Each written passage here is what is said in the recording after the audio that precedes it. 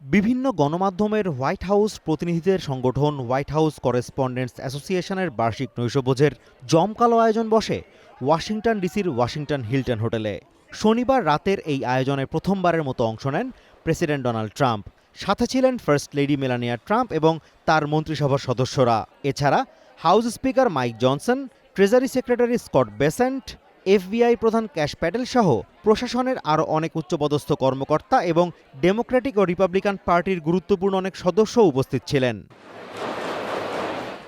অনুষ্ঠান শুরুর কিছুক্ষণ পরই বলরুমের বাইরে নিরাপত্তা বেষ্টনীর কাছ থেকে গুলির শব্দ শোনা যায়। কয়েক রাউন্ড গুলির পরপরই মঞ্চে অবস্থানকারী প্রেসিডেন্ট ট্রাম্প ও ফার্স্ট লেডি মেলানিয়া ট্রাম্প সহ সবাইকে নিরাপদে সরিয়ে নেওয়া হয়। এ সময় পুরো হোটেল জুড়ে আতঙ্ক ছড়িয়ে পড়ে।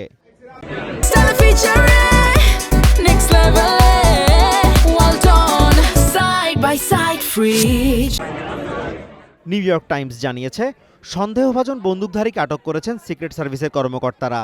অ্যাসোসিয়েট প্রেস বলছে, আটক বন্দুকধারীর নাম কোল টমাস অ্যালেন। ৩১ বছর বয়সী অ্যালেন ক্যালিফোর্নিয়ার টরেন্সের বাসিন্দা বলেও জানিয়েছে তারা। অন্যদিকে সিএনএন জানিয়েছে, এই হামলায় এক সিক্রেট সার্ভিস কর্মকর্তার বুলেটপ্রুফ জ্যাকেটে গুলি লেগেছে।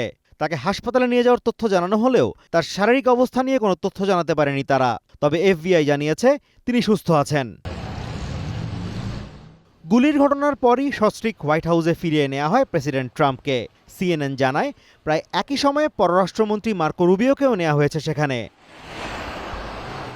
ওয়াশিংটন ডিসির স্থানীয় সময় রাত 10:30টার দিকে এই ঘটনা নিয়ে সংবাদ সম্মেলনে কথা বলেন প্রেসিডেন্ট ট্রাম্প। দ্রুত পরিস্থিতি নিয়ন্ত্রণে আনায় আইন শৃঙ্খলা রক্ষাকারী বাহিনীর সদস্যদের প্রশংসা করেন তিনি। এদিকে নিজের সামাজিক মাধ্যম ট্রুথ সোশ্যালে সন্দেহভাজন ওই বন্দুকধারীর একটি ছবি পোস্ট করেছেন ট্রাম্প। তিনি জানিয়েছেন, আগামী 30 দিনের মধ্যে এই নৈশভোজ নতুন করে আয়োজন করা হবে। Azimur Rashid Kanak, one international desk.